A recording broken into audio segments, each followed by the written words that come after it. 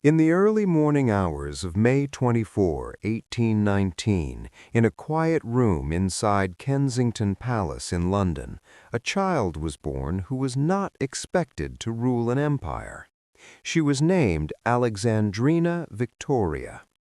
At the time of her birth, she was fifth in line to the British throne, behind several uncles and her own father. There was nothing especially remarkable about that moment, and nothing to suggest that this small infant would one day give her name to an entire era of history.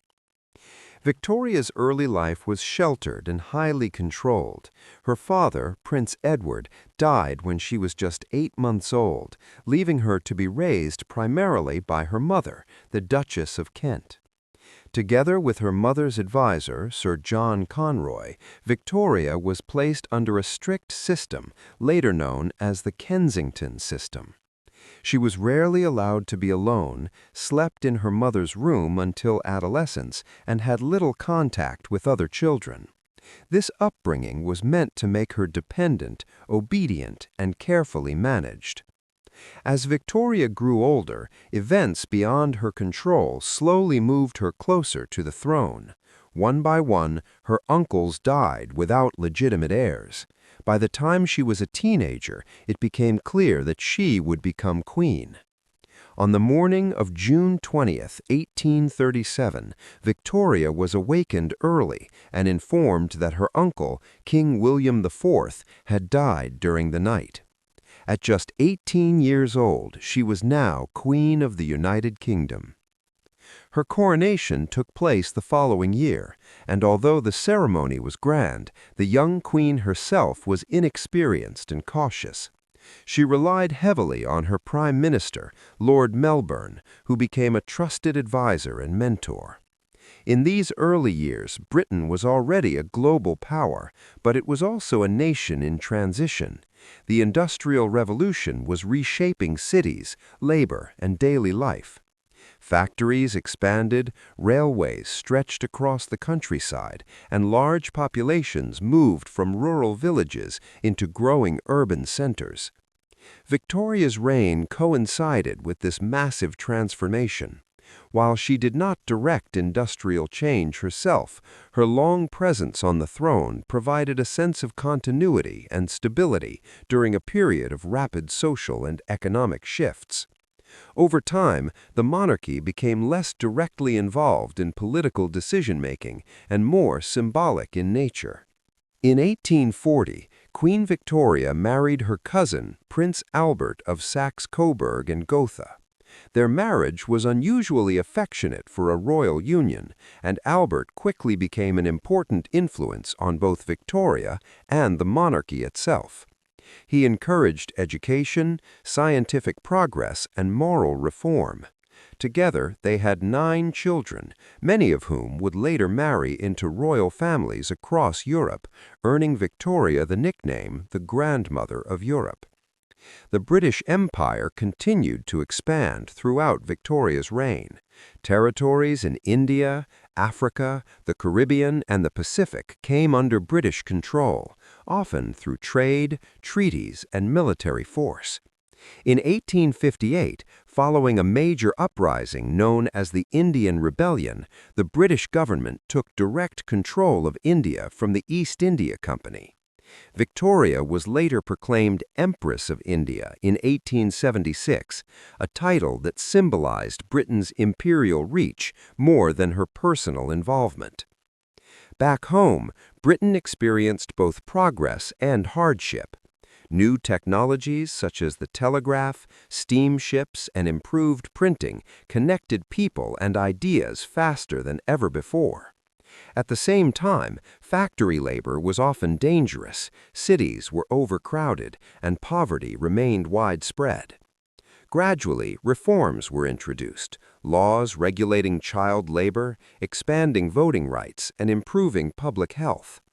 In 1861, Prince Albert died after a brief illness. His death deeply affected Victoria, who entered a long period of mourning. She withdrew from public life for several years, wearing black for the rest of her life, and rarely appearing in public. During this time, criticism of the monarchy increased, but the institution endured.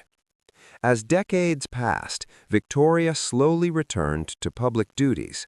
By the later years of her reign, she had become a symbol rather than a ruler, representing tradition, stability, and the vast continuity of the empire.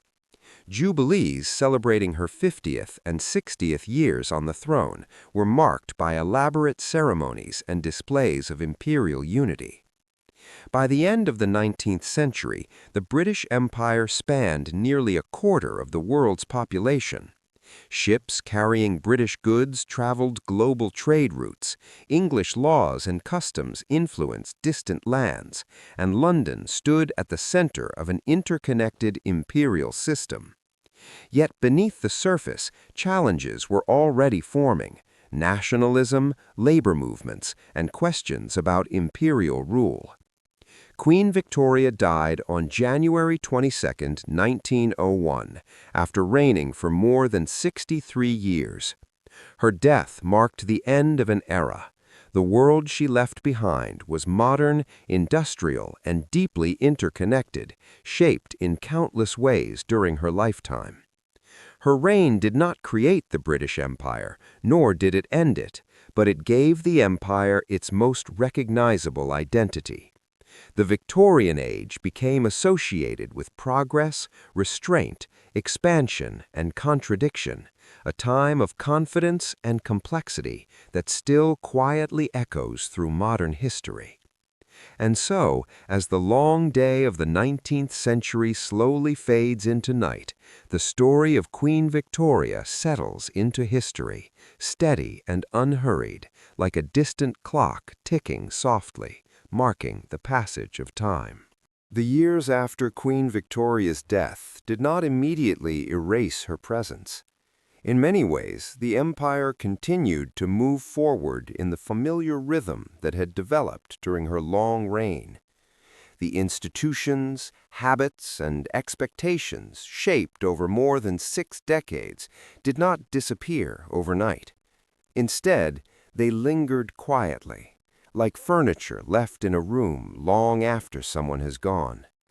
When Victoria's son, Edward VII, became king, Britain was already accustomed to a monarch who ruled more by symbol than by command. Parliament held power, prime ministers came and went, and the empire operated through administrators, governors, and distant officials. This system had matured slowly during Victoria's lifetime, and it continued with little disruption. For many ordinary people, daily life felt much the same: work, routine, gradual change. Looking back to Victoria's early reign, it becomes easier to see how much had transformed. In 1837, most travel was still done by horse or carriage. Messages moved at the speed of paper and ink. By the time Victoria died, trains crossed entire countries, steamships crossed oceans on regular schedules, and messages could travel through telegraph wires in minutes. These changes did not arrive suddenly. They came piece by piece, year after year, becoming normal before anyone noticed how extraordinary they truly were. The British Empire expanded not only through conquest, but through bureaucracy. Maps were drawn, borders negotiated, census forms created, and systems of taxation imposed.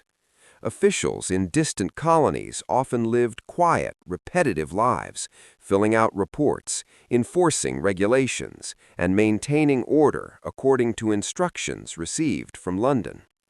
For many of them, empire was not dramatic, it was administrative, routine, and slow.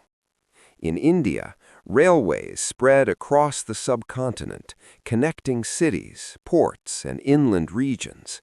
These railways were built primarily to serve imperial needs, moving troops, transporting goods, and maintaining control, but they also reshaped daily life for millions of people.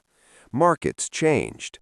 Travel became possible for those who had never left their villages, and time itself became standardized by train schedules and clocks. In Africa, British influence expanded through treaties and gradual occupation. Borders were often drawn with little regard for local communities, cultures, or histories. Decisions made in distant offices shaped lives thousands of miles away. These processes were rarely discussed in detail by the general public back in Britain. Empire existed mostly as an idea, a background presence mentioned in newspapers, school books, and maps colored in red. At home, Victorian society developed a strong sense of order and structure. Social roles were clearly defined. Etiquette mattered. Clothing reflected status, occasion, and respectability. Public behavior was expected to follow strict norms, even as private lives were often far more complex. This contrast between public restraint and private reality became one of the defining features of the era. Education expanded gradually. Literacy rates increased. Newspapers became more common, and printed materials reached a wider audience. Information spread slowly but steadily, shaping public opinion over time rather than through sudden shocks.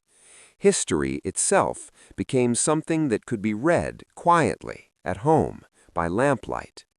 Religion continued to play an important role, but it too began to shift.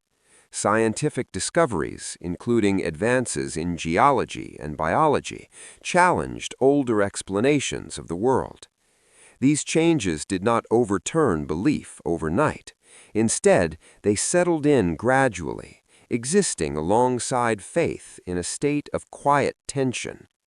Throughout it all, Queen Victoria remained a distant figure, seen on coins, stamps, and official portraits. Many subjects never heard her voice or saw her in person, yet her image was everywhere, steady and unchanging, while the world beneath it slowly transformed. As the 19th century drew to a close, the empire appeared stable, vast, and confident, but the calm surface concealed deep currents of change. Workers demanded better conditions. Colonized peoples began to question imperial authority. New political ideas circulated slowly, passed from conversation to conversation, from pamphlet to pamphlet. None of this unfolded quickly. History during this period moved at a measured pace, unfolding across decades rather than moments.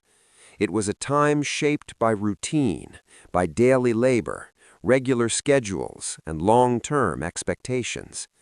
And so the Victorian era fades not with a dramatic ending, but with a gentle transition. One monarch replaces another. One century gives way to the next. The empire continues, carrying forward the habits and structures formed during Queen Victoria's long, quiet watch. The story does not end here.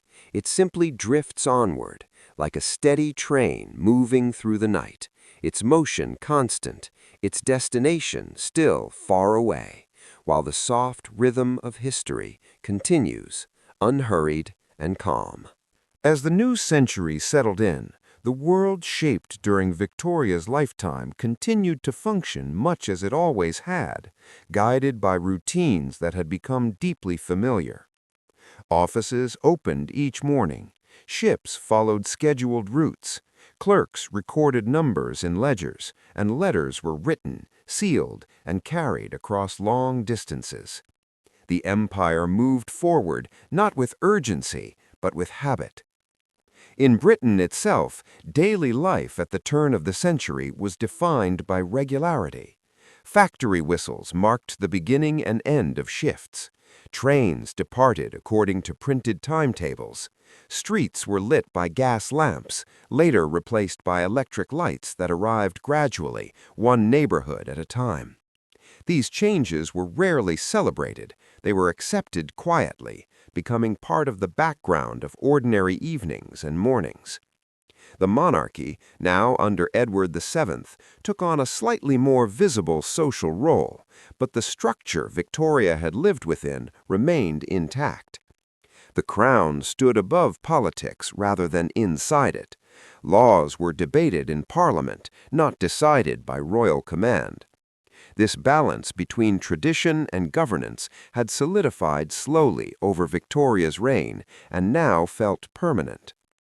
Across the empire, colonial administrations maintained order through paperwork and procedure. Reports were written in careful language. Numbers were counted and recounted. Census forms attempted to categorize populations that were far more complex than the forms themselves allowed. These systems did not move quickly, but they were persistent. In schools throughout Britain, children learned geography by studying maps colored in red to represent imperial territories. These maps were simple and calm, their neat boundaries suggesting order and stability. They did not show resistance, hardship, or disagreement. They showed an empire as something fixed and complete. At the same time, the memory of Queen Victoria remained strong. Streets, cities, lakes, and monuments across the world carried her name.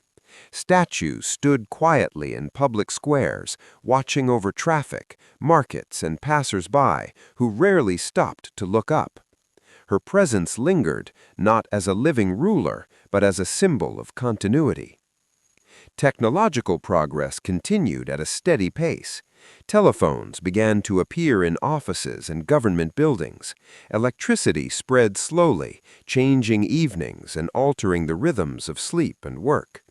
Yet many people still lived much as they had decades earlier, relying on daylight, manual labor, and familiar customs. The empire's confidence remained largely unchallenged in public conversation. Newspapers reported events in distant lands with calm, official language.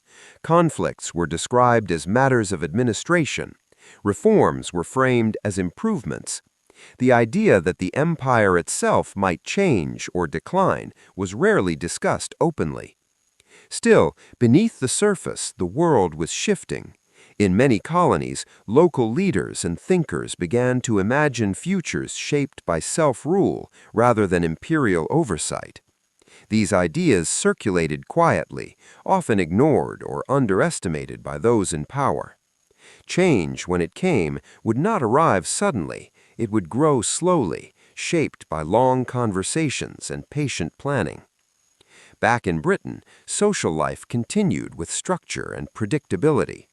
Evenings were spent reading newspapers, writing letters, or listening to music at home. Entertainment was calm and contained. Silence was valued. Routine was respected. As time passed, the Victorian era began to feel distant, even though its influence remained everywhere. Buildings, laws, customs, and institutions carried forward habits formed decades earlier. The empire moved ahead on paths laid down long before, guided by systems that no longer required active thought to maintain. And so, history continues to drift forward, not as a dramatic tale, but as a slow procession of ordinary days. The world shaped by Queen Victoria remains, steady and familiar, fading gently into the background, where it becomes part of the quiet, unbroken flow of time itself. As the days and years continued to pass, the vast machinery of the empire kept working in the same measured way it always had. There were no sudden pauses, no sharp turns. Ships were built and repaired.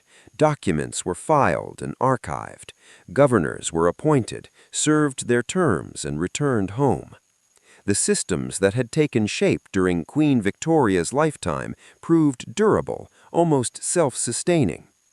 In Britain, the pace of life remained steady.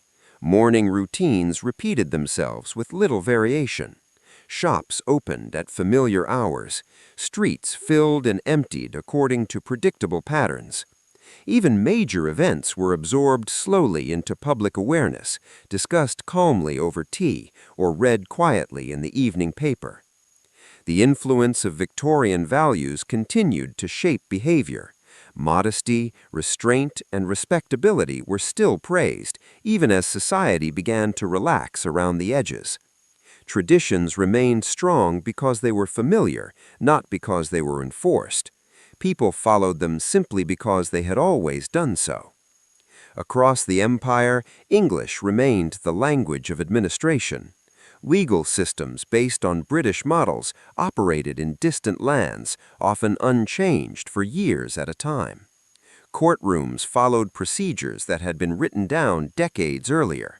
Decisions were recorded, stamped, and stored away, becoming part of a growing archive of imperial order. Railways extended farther into rural regions, connecting remote towns to larger networks. Trains arrived with regularity, their schedules fixed and dependable. For travelers, the motion of the carriage and the steady sound of wheels on tracks created a rhythm that matched the slow unfolding of history itself. Communication became slightly faster, but not frantic. Telegrams carried brief messages. Letters remained the preferred way to share longer thoughts. Time passed between writing and receiving, allowing events to settle before they were fully understood.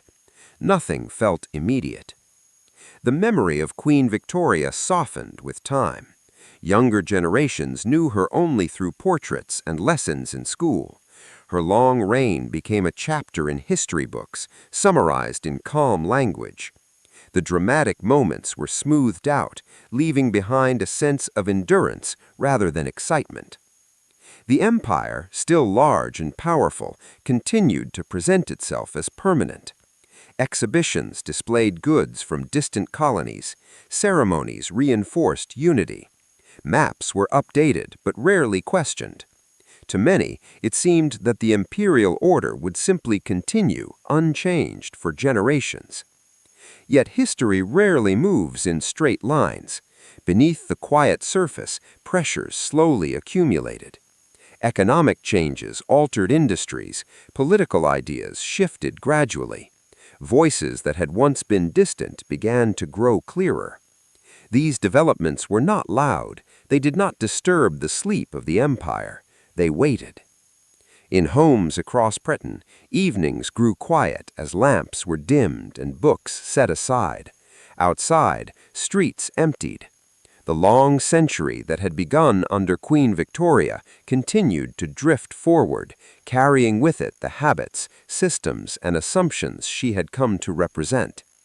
And as time moved on, the story of her reign blended into the larger story of history itself, no longer a single life, but a background presence, steady and calm, fading gently into the distance as the world continued its slow, unhurried march onward. The early years of the new century passed quietly, almost without announcement. Seasons changed as they always had. Winters arrived, softened into spring, and faded into summer. The empire existed within these natural rhythms, moving forward alongside them rather than apart from them. In government buildings, routines remained unchanged. Clerks arrived each morning, hung their coats, and took their seats at long desks. Pens scratched steadily across paper. Files were opened, reviewed, and closed again. Much of imperial power lived not in speeches or ceremonies, but in these small repetitive actions carried out day after day. In London, the city continued to grow outward. New neighborhoods formed slowly, street by street. Brick houses lined quiet roads. Parks provided calm spaces where people walked at a leisurely pace, unhurried, often alone with their thoughts. The noise of the city softened in the evenings, replaced by a low, constant hum. The legacy of Queen Victoria remained embedded in the physical world. Buildings constructed during her reign still stood firm. Bridges carried traffic as they had for decades. Institutions founded in the 19th century continued their work with little alteration. These structures did not remind people of a queen so much as they reminded them of stability. Across the seas, colonial life followed its own steady patterns. Administrators kept regular hours. Markets opened and closed with the sun. In many places, local traditions continued alongside imperial systems, layered rather than replaced. Life adapted quietly, blending old ways with imposed routines. The empire's reach influenced global trade, but even commerce moved at a measured pace. Goods traveled by ship, crossing oceans over weeks rather than days. Delays were expected. Waiting was normal. Time stretched comfortably, allowing change to unfold slowly. Education systems carried forward Victorian ideals. Students memorized dates, names, and principles, often without questioning them. History was taught as a smooth sequence, its rough edges softened. The long reign of Queen Victoria became a central reference point, dividing the past into before and after. At home, families gathered in the evenings around fireplaces or lamps. Conversations were gentle, often predictable. The world beyond the home felt distant, filtered through newspapers and second-hand reports. There was comfort in this distance, in knowing that change came slowly. As years accumulated, the certainty of permanence began to thin, though almost imperceptibly. New generations approached the world differently, less bound by habit, more curious about alternatives. Still, these shifts were quiet. They did not disrupt the calm surface of daily life. The empire, for all its size, continued to rest on routine. Its strength came not from constant action, but from repetition, from systems that worked because they had always worked, from people who performed their roles without urgency. And so the world shaped by Queen Victoria continued onward, not racing toward the future, but drifting into it.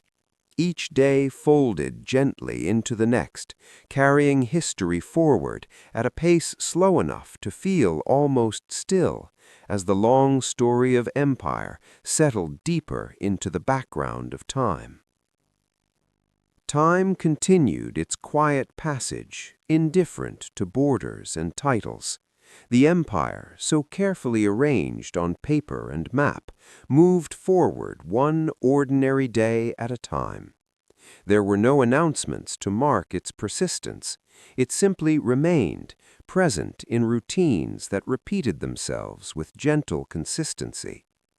Morning trains arrived at stations wrapped in light fog. Passengers stepped onto platforms, coats buttoned, thoughts still half asleep. Newspapers were folded under arms, carrying distant news summarized in calm, formal language. Nothing felt urgent. The world seemed held together by predictability. In offices and homes alike, clocks ticked steadily.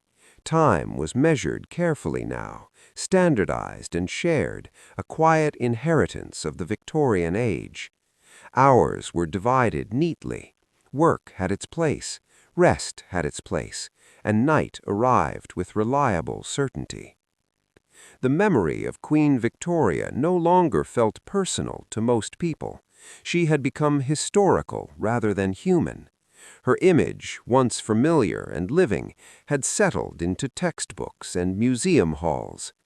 Yet her influence lingered in subtler ways, in how institutions behaved, in how authority presented itself, in how change was approached cautiously rather than rushed. Across the empire, British customs blended unevenly with local traditions. Some practices endured, others faded. The process was slow and uneven, rarely noticed in the moment. Life continued not according to grand plans, but according to what worked well enough to be repeated. Even moments of tension unfolded gradually. Debates in Parliament stretched over months. Policies were drafted, revised, delayed, and finally enacted with little drama. Decisions rarely felt final. Everything seemed provisional, adjustable, subject to time. In towns and villages, evenings arrived quietly. Lamps were lit, doors were closed. The outside world softened into shadow and distance. Inside, the day's events lost their sharpness, settling into memory. Sleep came not as an escape, but as a natural continuation of the day. The long century that Queen Victoria had helped define now belonged fully to history, yet it continued to shape the present. Its habits persisted because they were familiar, because they asked little effort to maintain. Change moved slowly, careful not to disturb the surface. And so the story carries on, without urgency or conclusion. The rise of the empire, the reign of a queen, the passage of decades, all dissolve into a steady flow of ordinary moments. History becomes quiet again, steady and unremarkable, drifting forward like a calm night train, moving through darkness without haste, carrying time gently onward. As the night deepened, the world shaped by that long reign seemed to slow even further. The empire, once described in grand phrases and measured in vast distances, became something quieter, present mostly in habits, in expectations, in the way things were done because they had always been done that way. In libraries, heavy books rested on wooden shelves, their pages filled with careful handwriting and orderly print. These volumes recorded trade figures, laws, explorations, and decisions, all preserved with patience. Few were read cover to cover. Most were consulted briefly, then returned to their place, where they waited in silence. The physical reminders of Victoria's age continued to age themselves. Stone buildings darkened slightly with time. Iron railings rusted slowly, then were painted again. Roads were repaired and repaired again. Maintenance replaced ambition. The world focused less on expansion and more on keeping what already existed in working order. Across oceans, colonial ports followed predictable cycles. Ships arrived, were unloaded, and departed again. Cargo was counted, papers were signed. The sea carried goods and people at the same unhurried pace it always had. The horizon remained unchanged. The idea of empire settled into the background of daily thought. It was no longer something to be imagined or debated, but something assumed. For many, it was simply part of how the world worked. Maps in classrooms stayed the same from year to year. Children learned them without questioning why the colors were arranged as they were. Meanwhile, the quiet work of history continued beneath the surface. New ideas formed slowly in minds far from power. Small conversations took place in homes, schools, and meeting halls. These moments were unrecorded, unnoticed, yet meaningful. They did not hurry, they waited. Back in Britain, the seasons repeated themselves with familiar certainty. Gardens were planted, tended, and cleared. Rain fell, dried, and fell again. Life unfolded within these gentle cycles, largely untouched by distant affairs. Queen Victoria's name, once spoken daily, now appeared mostly in passing, on buildings, on streets, on institutions. It had become a label rather than a presence. Yet the world she had lived through remained close, shaping thought and behavior in ways too subtle to name. And so the empire moved onward, less as a force than as a habit. Its rise belonged to the past, its future remained unwritten. Between them stretched a long, quiet present, steady, predictable, and calm, where history flowed not with excitement, but with patience, easing gently forward into the silence of time. The passing hours carried this quiet world forward without effort. Nothing needed to be pushed along. The systems set in motion long ago continued on their own, like a clock that no longer required winding. Each tick followed the last, steady and unremarkable. In distant railway stations, benches sat empty late at night, waiting for the first passengers of the morning. Timetables hung on walls, unchanged for weeks at a time. Even delays felt predictable, absorbed without frustration. Time was something to move within, not against. Across the empire, the same gentle repetition unfolded. In warm climates and cold ones, days opened and closed in familiar ways. Work began, paused and ended. Meals were prepared and cleared. Lamps were lit and extinguished. Life followed patterns older than any empire, older even than memory. The Victorian age, once new and defining, now felt like a deep layer beneath the present. Its influence was no longer noticed, only felt indirectly, in the shape of institutions, in the tone of official language, in the preference for order over haste. These habits lingered because they were comfortable. In museums, objects from Queen Victoria's time rested behind glass. Dresses, tools, letters, and photographs sat still, removed from urgency. Visitors passed slowly, reading labels in hushed rooms. The past felt calm here, contained and settled. Outside, cities breathed quietly. Streets stretched into the distance, lined with buildings that had seen decades pass without comment. Windows darkened one by one. The noise of the day softened into occasional footsteps, or the distant sound of a train moving through the night. The empire, once spoken of in terms of destiny and greatness, now existed mostly as background. Its presence was administrative rather than emotional. It lived in procedures, in inherited rules, in the way things were organized rather than questioned. Queen Victoria herself had become part of this stillness. Her long life, once filled with personal joys and sorrows, had flattened into a smooth historical outline. Dates replaced emotions, portraits replaced movement. What remained was duration, a sense of time stretching calmly outward. And as this long story continues, it does so without urgency or end. History does not close the book, it simply turns the page slowly, almost without sound, allowing the world shaped by Queen Victoria and the British Empire to drift onward, steady, quiet, and unhurried, into the gentle darkness of passing time. The quiet stretch of time lengthened further, as if the world itself had learned to move more softly. Nothing demanded attention, nothing insisted on being remembered.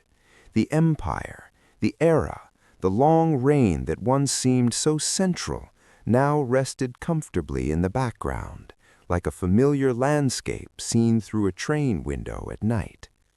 In small towns and large cities alike, the rhythms of life continued unchanged. Bakers rose before dawn, streets were swept, doors were unlocked and later locked again. These actions carried no sense of history, yet they were shaped by it all the same. The habits of work and rest, shaped over generations, continued without thought. Old institutions aged quietly. Universities held lectures much like they had decades before. Legal proceedings followed established forms, their language formal and slow. Tradition provided reassurance, even when its origins were no longer fully understood. It was enough that things worked. Across oceans, the empire's distant corners existed in their own steady cycles. Monsoon seasons arrived and passed. Dry winds followed wet months. Harvests were gathered. Life adjusted, as it always had, to forces far older than imperial borders. The empire sat lightly on these rhythms, present but not always noticed. Communication still took time. News traveled by ship, by wire, by word of mouth. By the time it arrived, it had lost urgency. Events softened with distance. Everything felt less sharp, less immediate, more manageable. Waiting became a natural state. In quiet rooms, people read history written during Victoria's lifetime and history written about it afterward. The tone was often measured, restrained, calm. Even great changes were described gently, as if nothing truly needed to be rushed or emphasized. The memory of the Queen dissolved further into abstraction. She was no longer a person who woke, spoke, or felt. She was a span of years, a chapter title, a reference point. Her presence was felt not through emotion, but through duration. Outside, the night deepened. Lamps glowed faintly. The air cooled. The day released its grip and allowed rest to arrive naturally. The long story of empire did not conclude. It simply paused, like a breath held comfortably, without strain. And so the world continued, not eager for what came next, not troubled by what had passed. The rise of the British Empire, the reign of Queen Victoria, the slow turning of centuries, all blended into a single quiet flow of time, moving forward gently, steadily, and without sound, carrying history onward as sleep settles in. The stillness remained unbroken, stretching gently across the hours. Time did not hurry, and neither did the world shaped so long ago. What once felt like progress now felt like continuity, a calm assurance that tomorrow would resemble today closely enough to feel familiar. In the early hours before dawn, cities rested. Streets lay empty beneath pale streetlights. Windows reflected faint glows, then dimmed as lights were turned off. Even the great centers of the empire seemed to pause, suspended in quiet. The systems inherited from the Victorian age continued to function without attention. Postal routes followed paths laid down decades earlier. Legal precedents guided decisions without being re-examined. The past supported the present like a steady foundation, unseen but dependable. Across countryside, far from capital cities, life felt even slower. Fields waited patiently for seasons to change. Fences stood where they had always stood. Paths worn by generations of footsteps remained, guiding movement without instruction. History lived here not in books, but in the land itself. The idea of empire faded into abstraction. For most people, it did not arrive in dramatic moments, but in small details, a stamp, a regulation, a familiar phrase. It existed quietly, without demanding belief or loyalty, simply present as part of daily structure. Queen Victoria's reign, once experienced day by day, had become something smoother and more distant. Its conflicts, debates, and anxieties were softened by time. What remained was a sense of length, of endurance, of a world that had learned to keep going steadily. Even change, when it came, arrived gently. New ideas filtered in without forcing out the old. Customs shifted gradually. Generations overlapped, passing habits forward with little commentary. Nothing needed to be decided all at once. As night gave way to the first hint of morning, the sky lightened almost imperceptibly. Darkness thinned. The world prepared itself for another familiar day, guided by routines that had survived empires, monarchs, and centuries. And so the long echo of Queen Victoria and the rise of the British Empire continues, not as a loud story, but as a quiet presence. It moves forward softly, carried by time itself, settling deeper into the background, where history becomes calm enough to rest, and the mind can drift gently toward sleep. The day unfolded slowly, almost imperceptibly. Morning light filtered through tall windows, touching furniture, books, and maps that had seen decades pass quietly. Life continued in patterns set long ago, unnoticed in their persistence, almost invisible in their steadiness. Across towns and villages, mornings were gentle and routine. Bakers kneaded dough, farmers tended fields, and merchants opened doors at predictable hours. These small acts repeated day after day, each one blending into the next, forming a rhythm that was both ordinary and enduring. Nothing demanded sudden attention, nothing threatened to disrupt the calm. The empire, vast and intricate, functioned in the same way.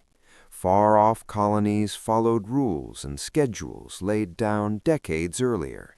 Administrators filled out forms, recorded observations, and passed reports along chains of command. Trade continued along familiar routes. Ships crossed oceans carrying cargo as they had for generations. Life moved according to these routines, quiet and predictable rather than dramatic or urgent.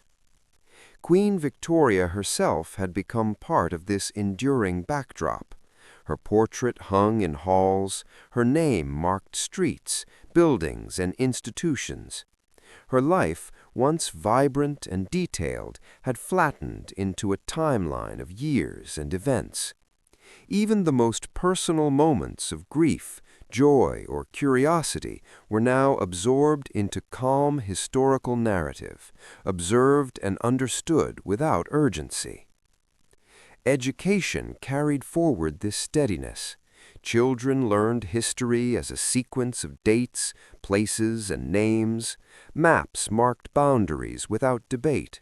Lessons unfolded slowly, deliberately, like a soft clock marking the steady passage of time. Curiosity existed, but it was patient. Questions were allowed to emerge gradually, without rush. Even in moments when change began to stir, new political ideas, technological innovations, social movements, they arrived with gentle patience. Nothing happened suddenly. Decisions were delayed, discussed, and reconsidered.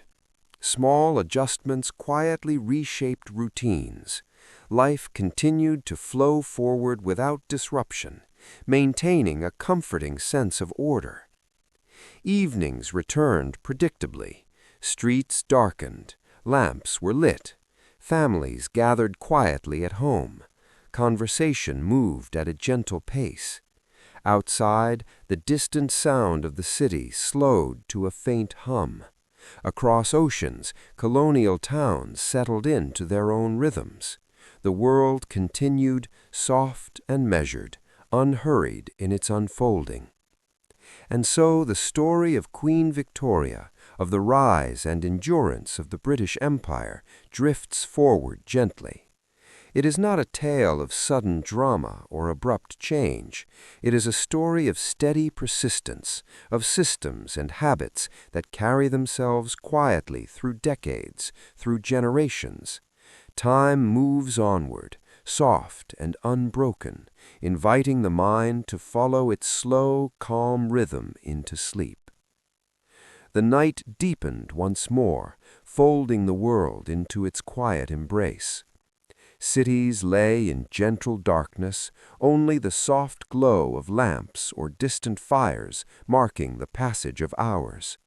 The streets were empty, yet their emptiness held a certain order, as if the world itself had learned to move deliberately, without haste. In homes, the rhythm of life continued, steady and unremarkable. Meals had been eaten, chairs pushed back, letters set aside. The world settled naturally into pause. Each household followed its habitual patterns. Lights dimmed, doors closed, clocks ticked softly. Even the smallest actions carried forward routines established decades earlier. passed down through generations shaped by the Victorian age. Across the empire, the same quiet persistence was evident. In towns and cities far from London, markets closed for the evening. Officials finished their reports. Ships rested at docks, hulls creaking faintly as tides shifted. These cycles were not imposed by urgency, but maintained by habit, by the simple continuity of doing what had always been done. The memory of Queen Victoria lingered in these routines. Her reign had been long, marked by careful governance, family life, and the slow expansion of an empire.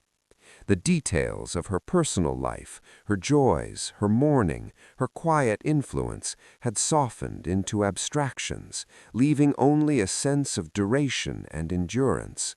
The empire, like her, became more about continuity than spectacle. Even progress followed a gentle pace. New technologies, new laws, new ideas emerged slowly, layered atop the old. Steamships became faster, railways stretched farther, communication sped slightly. Yet none of this disrupted the fundamental rhythm of life. It was as if the world had learned that slow, steady change was preferable to sudden upheaval. Outside, the night remained calm. The wind whispered softly across fields, over cobblestones, along distant shores. Animals moved quietly in their own patterns. The moon traced its familiar path across the sky, a silent witness to centuries of ordinary life. History, in this sense, was not a sequence of dramatic events. It was the steady unfolding of ordinary days, each shaped by systems, habits, and expectations. The rise of the British Empire, the reign of Queen Victoria, and the slow passage of decades all blended into this quiet continuum. And as the world rested, the story continued, soft, gentle, and unhurried, allowing the mind to follow its calm rhythm, drifting deeper into sleep, carried by the long, steady heartbeat of time itself. The hours continued to pass with gentle inevitability. Dawn was still far away, and the world remained quiet, moving as it always had, according to rhythms set long before and quietly maintained. The empire, vast and sprawling, seemed almost like a background hum, present but unobtrusive, shaping life without commanding attention. In towns and cities, the few awake moved with calm purpose. Street sweepers worked quietly, returning paths to order. Carriages rolled slowly over cobblestones, the wheels marking time in muted echoes. Each movement was deliberate, each action part of a system that had been refined over decades. Even small, ordinary tasks, the lighting of lamps, the opening of shutters, the tending of fires, carried with them the legacy of careful routines established during the Victorian age. Across oceans, the colonies followed similar patterns. In distant ports, ships were prepared for voyages that would take weeks or months. Cargo was measured, logs were written, and sailors moved with practiced efficiency. Decisions were made slowly, often discussed for days before any action was taken. The empire operated more as a steady machine than as a force of sudden impact. Its growth and influence were cumulative, not immediate. Within homes, the world was still and predictable. People rose and fell with the sun. Meals were prepared and eaten in customary order. Families conversed quietly, reading, sewing, or writing letters. Even leisure adhered to routines, gentle and structured, reflecting the values instilled during Victoria's reign. The Queen herself had passed from living presence to historical symbol, yet her influence persisted. Her reign had established the expectation of continuity, of careful governance, of personal and public restraint. Those habits had taken root in society, in administration, in the empire's structures, and in the daily lives of ordinary people. Even as decades passed, these patterns endured. Technological change, when it came, arrived gradually. Railways extended farther into rural areas. Telegraph wires connected distant regions. Innovations were implemented slowly, layered atop existing practices rather than replacing them abruptly. Progress itself moved at a careful pace, in keeping with the measured rhythm of life. And as the night deepened further, the world remained steady. The empire, the age, the long reign, all flowed quietly into the present, a soft, continuous current. History, in this sense, was not a series of dramatic moments, but a slow, unbroken passage, unfolding gently, carrying with it the calm assurance of continuity. Time itself seemed to stretch, endless yet unhurried, inviting the mind to drift, to settle, and to follow the quiet, steady march of history into sleep. The world continued to move forward in quiet, steady rhythm, as though it had learned the value of patience. Days passed gently, one folding into another, almost indistinguishable in their ordinariness. The British Empire, vast and sprawling, continued to exist not as a force of drama, but as a system of habits, procedures, and routines, maintained through repetition rather than constant oversight. In towns and villages, life followed familiar cycles. Bakers prepared bread, farmers tended their fields, and shopkeepers opened their doors, all according to patterns established long before. Even the smallest actions, locking doors, sweeping streets, lighting lamps, contributed to a sense of order that stretched quietly across generations. Across oceans, colonial towns moved at their own deliberate pace. Sailors checked supplies, merchants accounted for cargo, and officials filled forms that would be filed and referenced, but rarely questioned.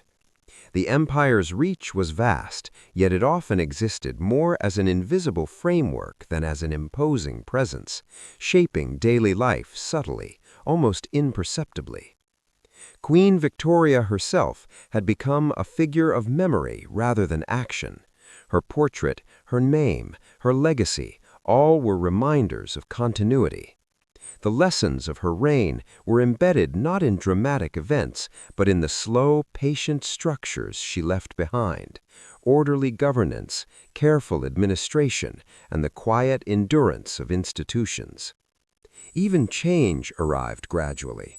New technologies, legal reforms, and social ideas filtered into daily life without haste.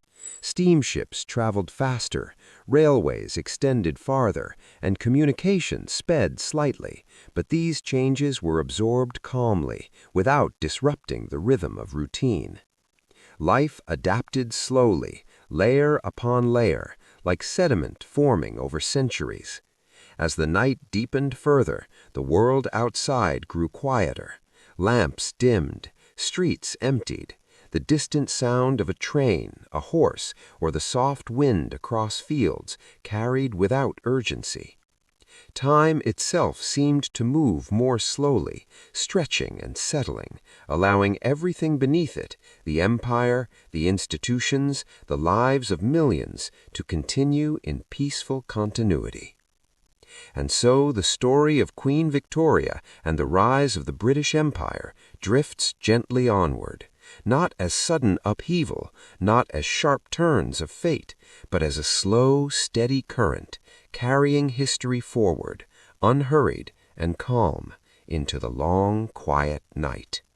The world continues, patient and enduring, inviting the mind to follow its gentle rhythm, easing into rest and sleep. The hours slipped by in quiet succession, the world moving with the unhurried precision of long-established routines. The empire, though immense and complex, functioned almost automatically, guided more by habit and structure than by immediate direction. Each day unfolded predictably, with repetition providing stability and continuity across continents and oceans.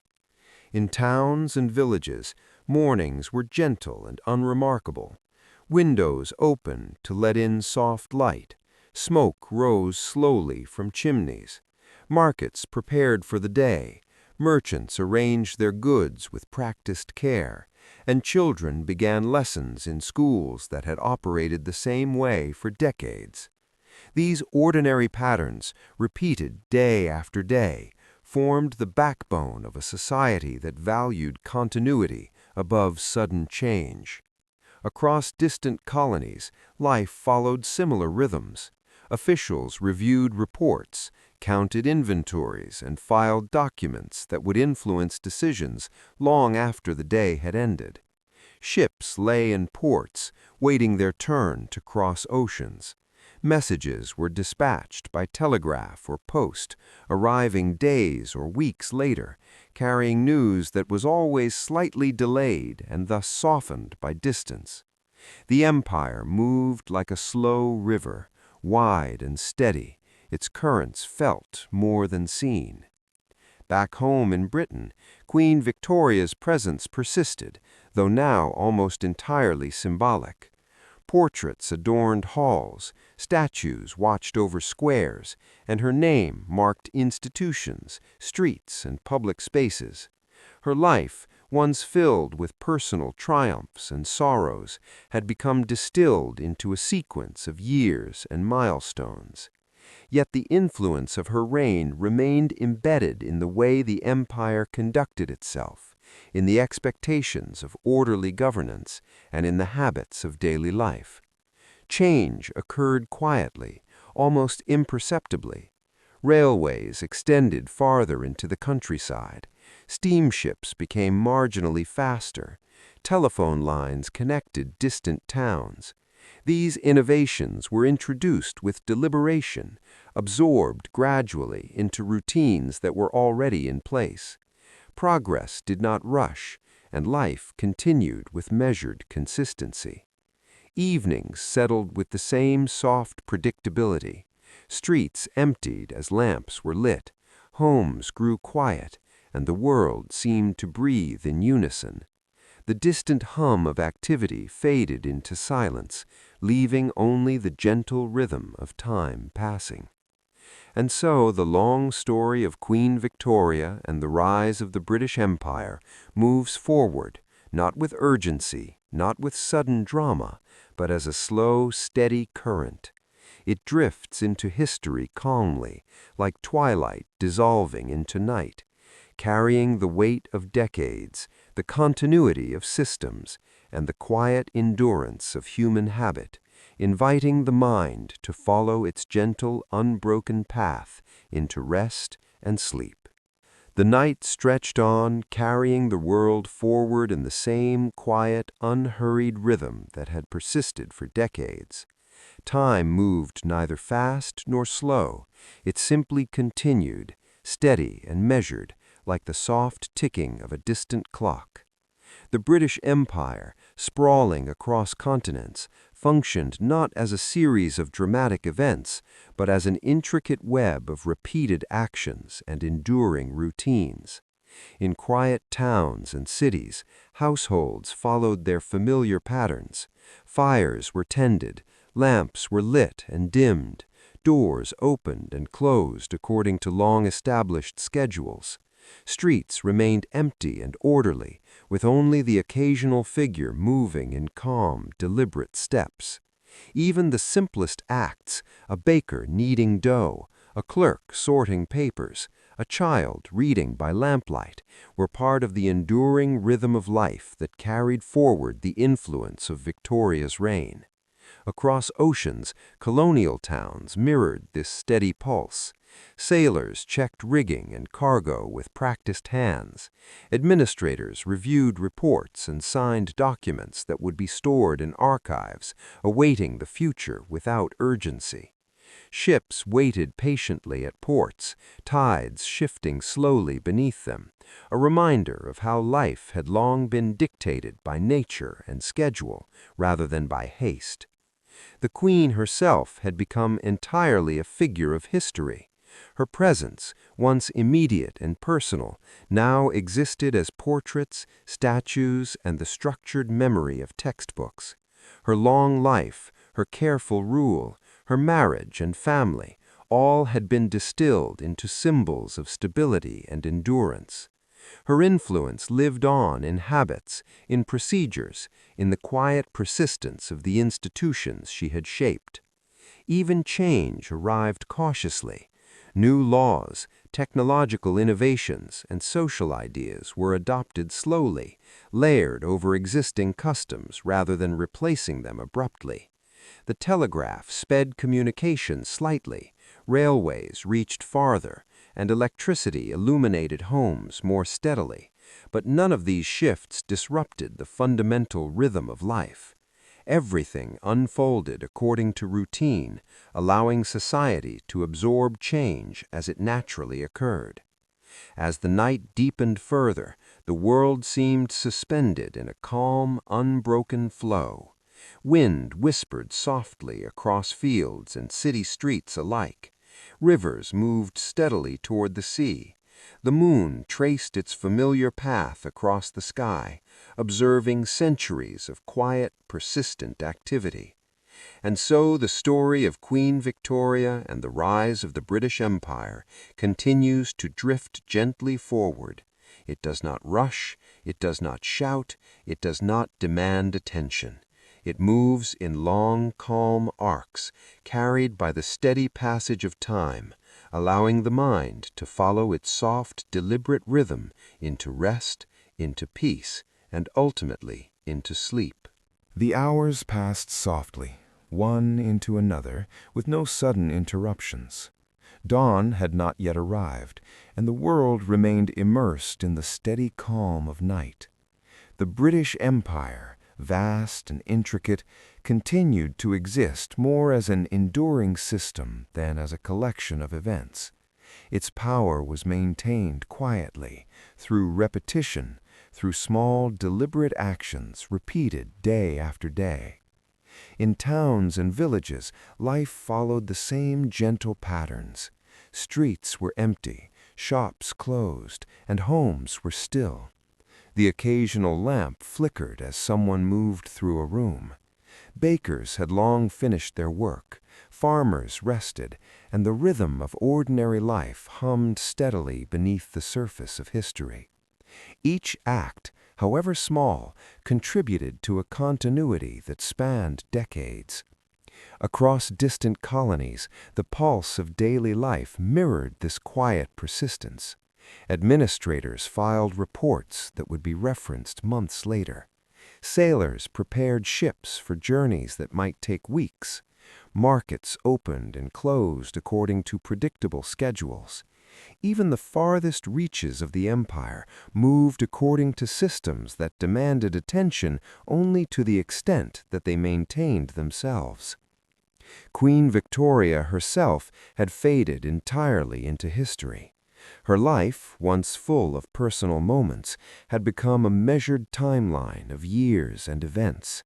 Portraits, statues, and the memory preserved in books kept her presence alive, yet her influence was now subtler, felt in the structures and habits she had helped establish rather than in personal command. Technological and social changes crept in slowly. Railways expanded incrementally. Telegraph lines connected towns at a slightly faster pace.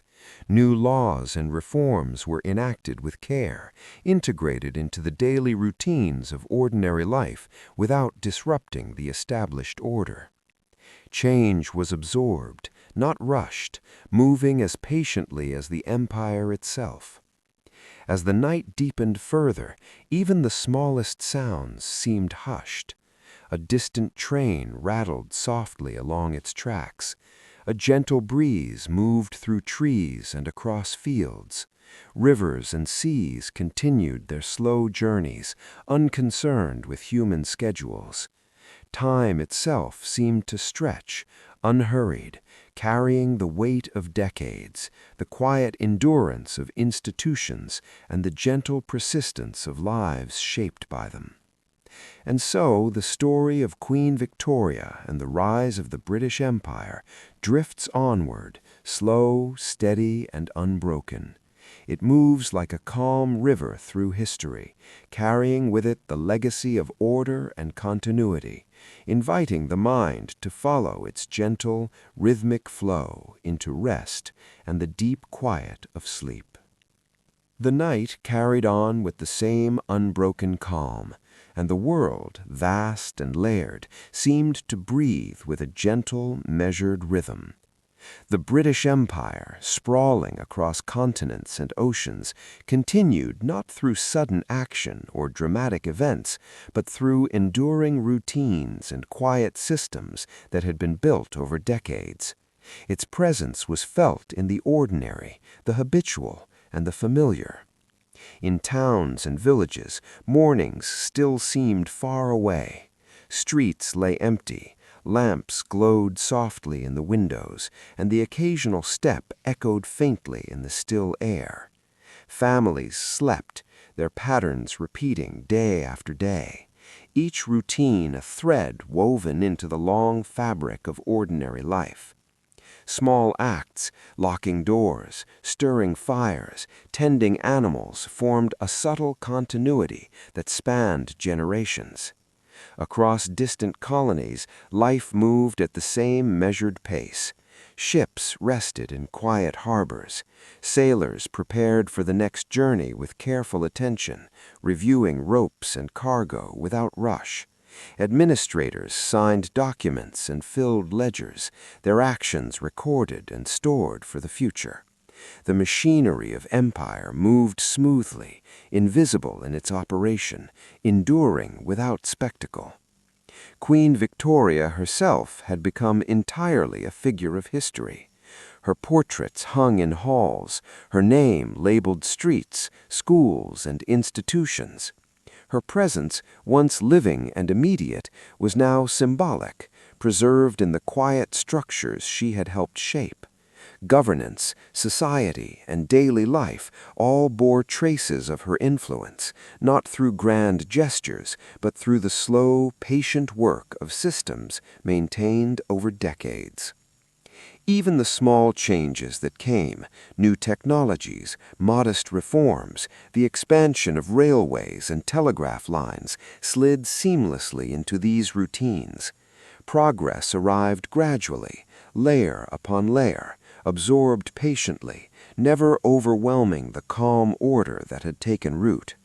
Life adapted slowly, preserving its steady rhythm, while carrying the new quietly forward.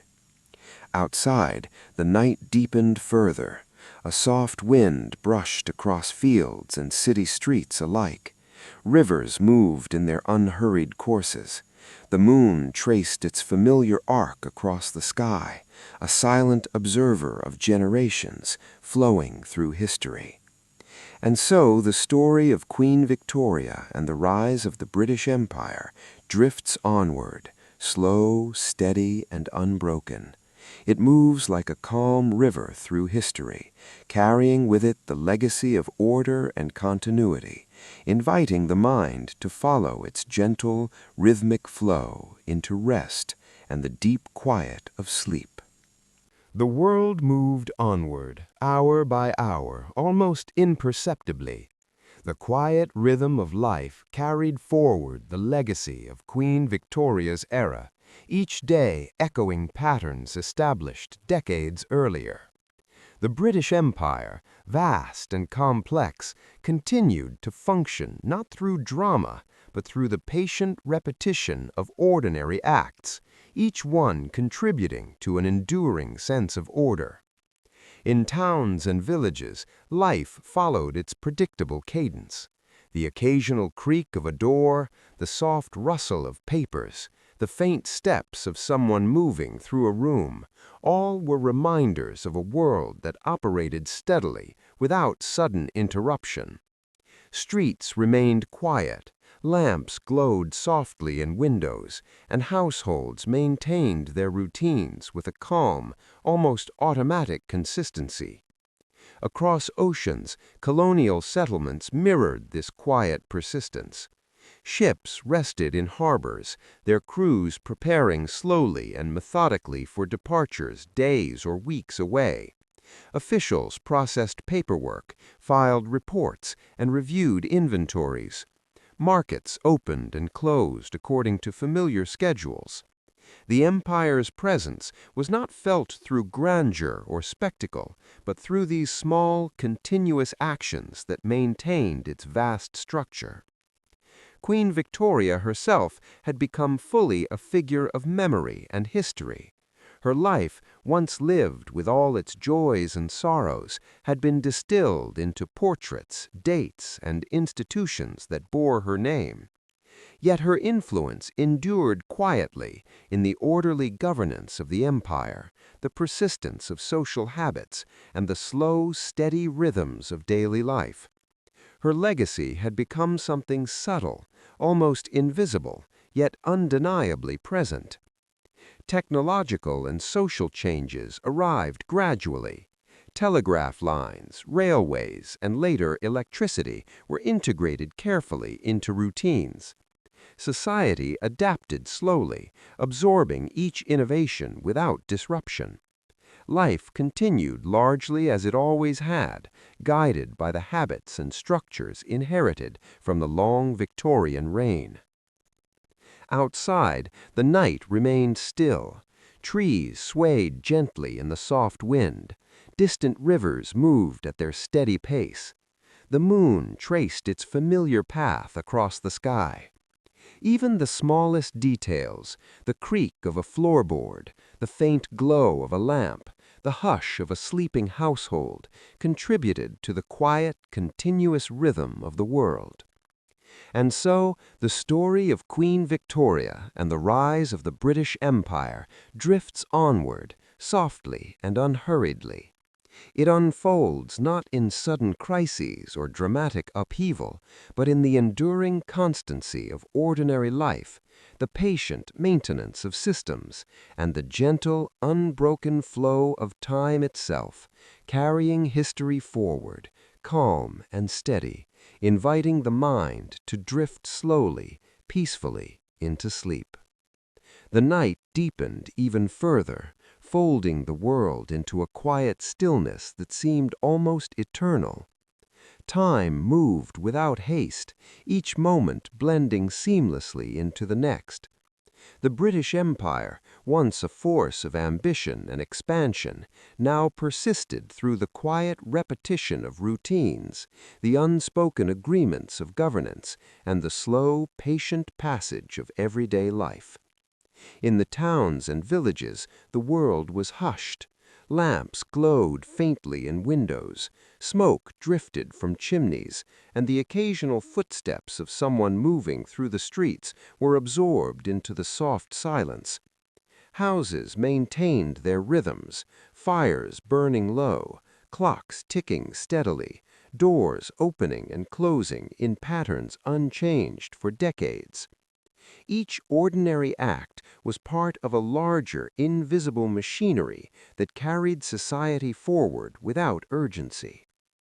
Across distant colonies, this same calm persisted. Ships rested in harbors, their crews preparing for voyages with deliberate care. Administrators completed reports and inventories, their work precise and orderly. Markets opened and closed predictably, and the lives of ordinary people were shaped by routines that continued quietly, day after day, century after century.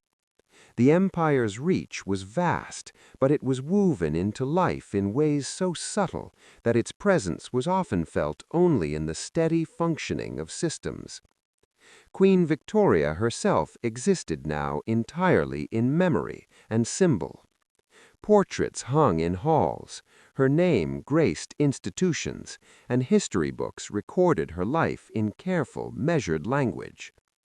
Yet her influence endured quietly in the orderly governance of the empire, the persistence of social habits, and the slow, steady rhythms of daily life.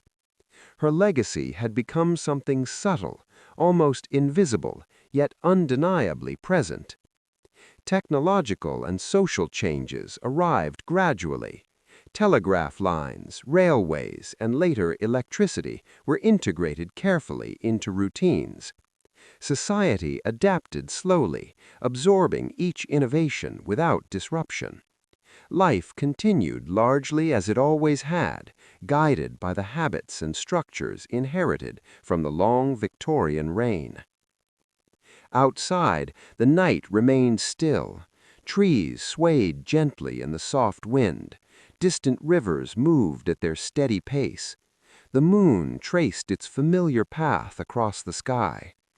Even the smallest details, the creak of a floorboard, the faint glow of a lamp, the hush of a sleeping household, contributed to the quiet, continuous rhythm of the world. And so, the story of Queen Victoria and the rise of the British Empire drifts onward, softly and unhurriedly. It unfolds not in sudden crises or dramatic upheaval, but in the enduring constancy of ordinary life, the patient maintenance of systems, and the gentle, unbroken flow of time itself, carrying history forward, calm and steady, inviting the mind to drift slowly, peacefully into sleep. The night persisted in its slow, unbroken rhythm, stretching across continents and oceans. The empire, enormous yet quiet, moved forward not in sudden bursts of power, but through the continuity of everyday routines. Life unfolded with patience, guided by habits and systems that had been honed over decades, shaped by Queen Victoria's long reign and the structures she left behind. In towns and villages, the world was hushed. Fires burned low in hearths. Lamps cast soft, steady light across familiar furniture. Clocks ticked evenly, marking the passing of hours without hurry. The small, ordinary acts of daily life, bakers finishing their work, farmers resting after tending the land, shopkeepers locking their doors, wove together a quiet continuity that sustained society. Across the far reaches of the empire, the same measured persistence prevailed. Ships rested in harbors, their crews checking rigging and cargo with calm precision. Administrators filed documents and completed inventories, their work recorded carefully and stored for the future. Markets opened and closed according to established schedules, and communities moved in slow, predictable cycles. The empire's power existed more in these repeated actions than in dramatic displays, in the quiet assurance that things continued as they always had. Queen Victoria herself lived on only in memory, portraits, and symbols. Her life had been condensed into dates, events, and public images, yet her influence endured quietly in orderly governance, in societal habits, in the patient rhythms of administration. The structures she shaped continued to guide the world, their stability providing a subtle but persistent thread through time. Even change came with gentle patience. Telegraph lines connected distant towns. Railways extended gradually into rural areas. Electrical lights illuminated streets and homes. Each innovation was absorbed slowly, integrated into familiar routines, preserving the calm, deliberate flow of daily life. Progress was measured, incremental, and unhurried. Outside, the night remained calm. Trees swayed softly in the wind. Rivers moved steadily toward the sea. The moon traced its path across the sky, a silent witness to the slow unfolding of generations, of ordinary lives, of an empire maintained more by habit than by force. And so the story of Queen Victoria and the rise of the British Empire continues to drift gently onward. It moves not through crises or drama, but in the persistent, unbroken rhythm of ordinary life, the enduring systems of governance, and the slow, measured passage of time itself. History flows softly, steadily, and endlessly, inviting the mind to follow its calm, ceaseless current into deep rest and sleep. The quiet night stretched on, carrying the world forward in its unhurried rhythm. Time seemed to move without beginning or end, each hour folding gently into the next. The British Empire, vast and intricate, continued to exist not through dramatic gestures, but through the patient repetition of small, deliberate acts that had been established during Queen Victoria's reign. In towns and villages, life remained calm and predictable. Fires burned steadily in hearths, lamps cast soft glows across familiar rooms, and clocks ticked quietly in the background. The ordinary routines of life, bread baked, letters written, doors opened and closed, wove together into a steady pattern that connected past and present. Each repetition was a thread, holding the world together without fanfare or urgency. Across the empire, distant colonies followed the same quiet cadence.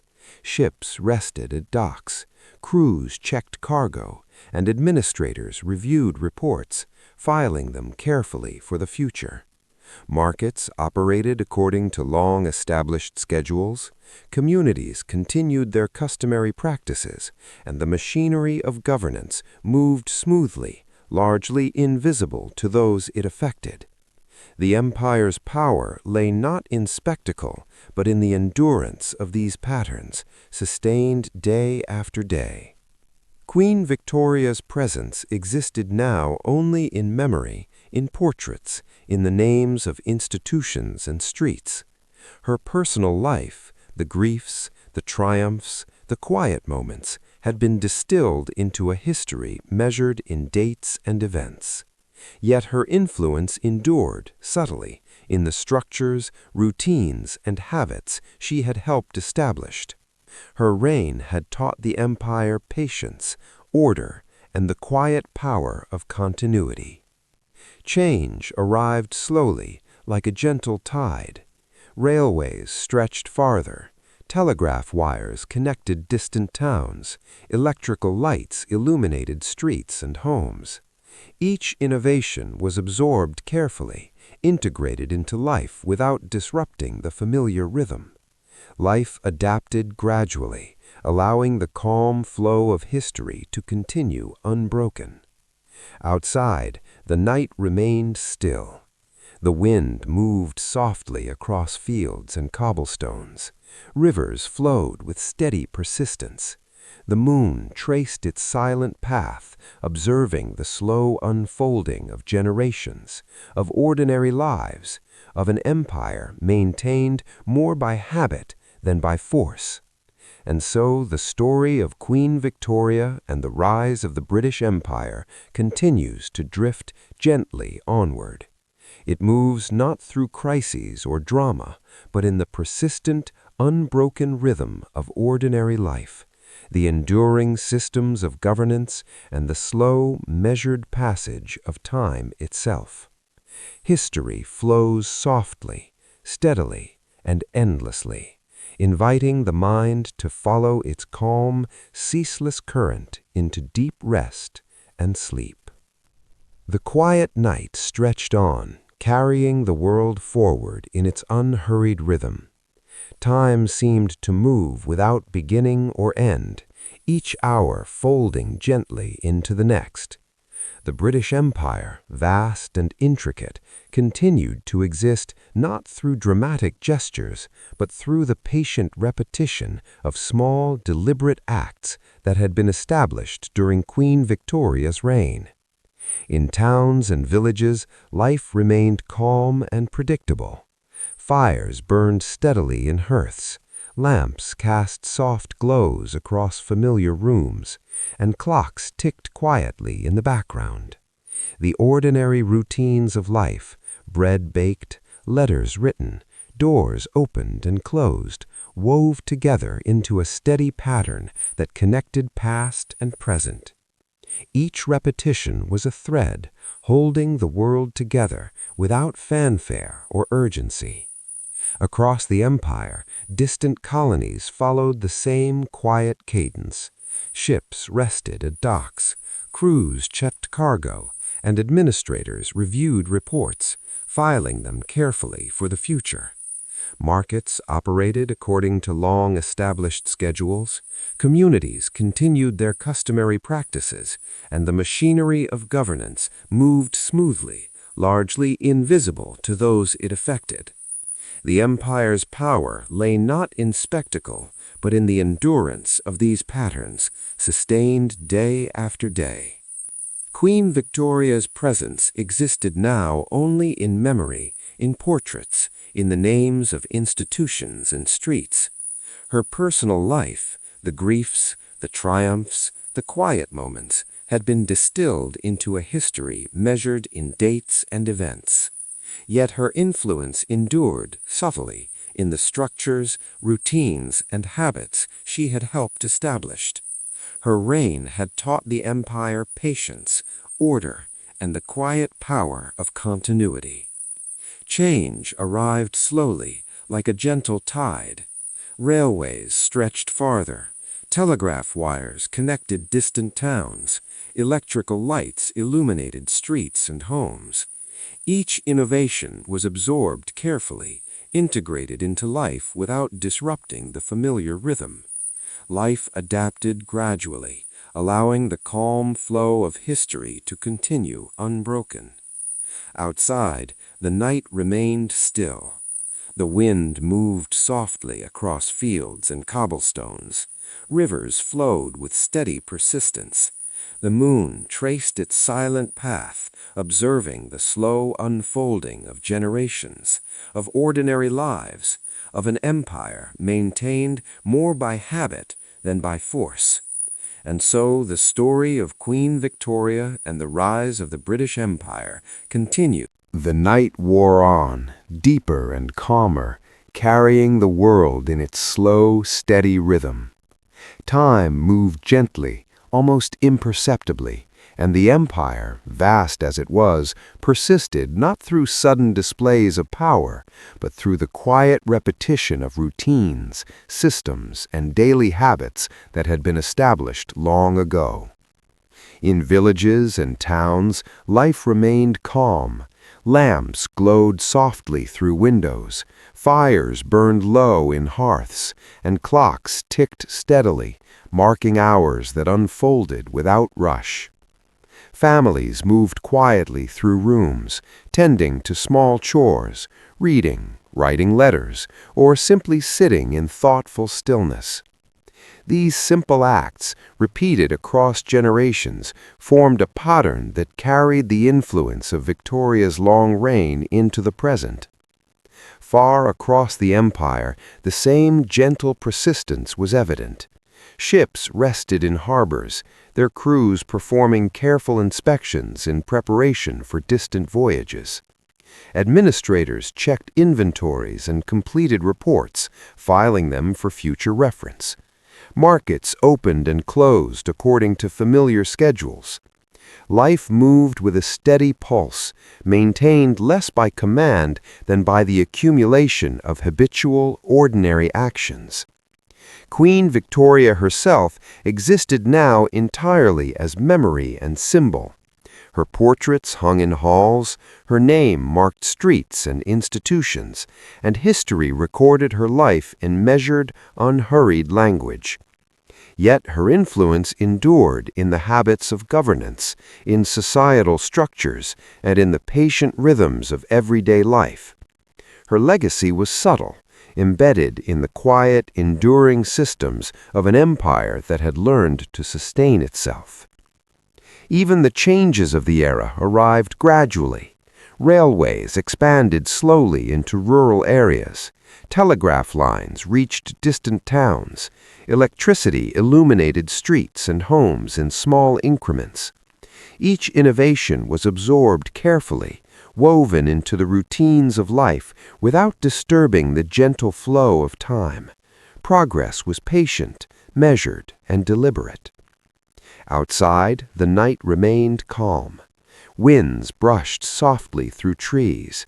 Rivers moved steadily toward the sea.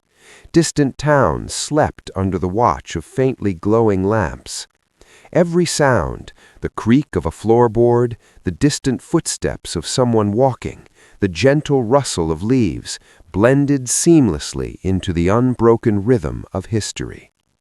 And so the story of Victoria and the rise of the British Empire continues to drift gently forward, not through dramatic upheavals, but through the quiet persistence of daily life, the enduring order of institutions, and the slow, patient passage of time. History flows on, soft and unhurried, carrying the mind toward rest, inviting sleep, and the gentle surrender to the calm continuity of the world.